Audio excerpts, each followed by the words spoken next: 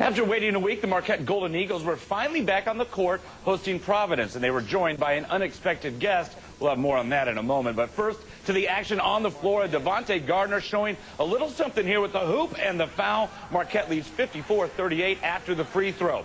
Providence, though, would cut the lead to 6 later in the second half, so the Golden Eagles go to the outside to expand the lead. Juan Anderson with the 3, MU up by 9, and the pressure continues. Marquette ices the game late. Jameel Wilson finishes the alley-oop with the jam. Marquette wins 81-71. But this is what everybody was talking about. During the second half, this uninvited guest, it's a bat, flew down from the rafters. Now, it's huge. It looks bigger than a golden eagle, and it continued to fly throughout the arena, causing just a little panic for some of these guys. People were taking cover, throwing towels, hiding under towels as this giant bat soared. Now, the game would stop about 4 times because of this bat, and that is what everybody else was talking about after the game. At one point, we got so mad. Did you see when everybody was throwing towels at the bat and stuff so? Yeah, we were all scared. Even the refs were scared. At one point, the commentator had the towel over his head. It's kind of funny.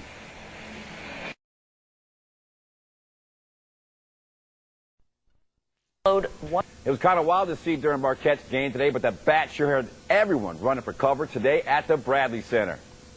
And you sure don't see this often happen at a basketball game, but it sure happened today when a wild bat flew onto the court at the Bradley Center in the second half of Marquette's game. Nothing like that ever in my career, ever. It's crazy.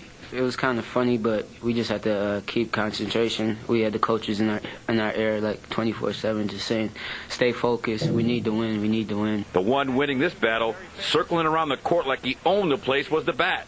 Watch as players were ducking and weaving, staying out of the way. I was asking the officials, like, what happens?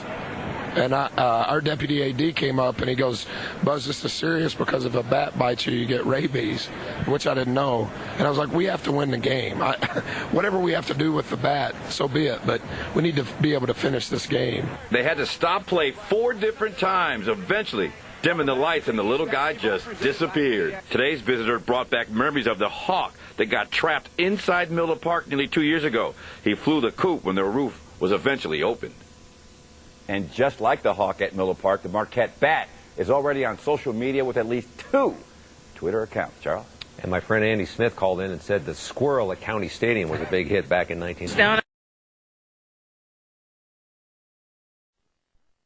County Stadium was a big hit back in 1990. Down on the main floor, circling the second level. Coaches ducked, refs ran, fans woke up. I think people were getting to the point where they were ignoring the game, and then all of a sudden the bat came out, and it was a whole new world. So how'd the bat get there? Student Emily Fullerton may have ushered it in. And as I'm entering, I told the security guard, I'm like, some bird or some bat just flew in with me, and he didn't believe me. Betty changed his mind at this site. Towels launched through the air in an attempt to nab the moving target. I think the funniest part was the fact that the players just kept falling to the ground, trying to get away from the bat. It's pretty entertaining. But every time the bat buzzed the court, Buzz wasn't happy. Up and down, and every time it went down, they had to stop the game.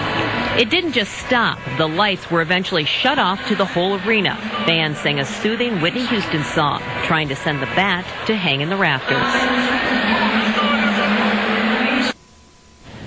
Now, some fans say the fear of rabies did go through their minds, but the whole experience was pretty entertaining. No word if the bat was captured, but we do know it didn't fly through the Bucks game at all tonight.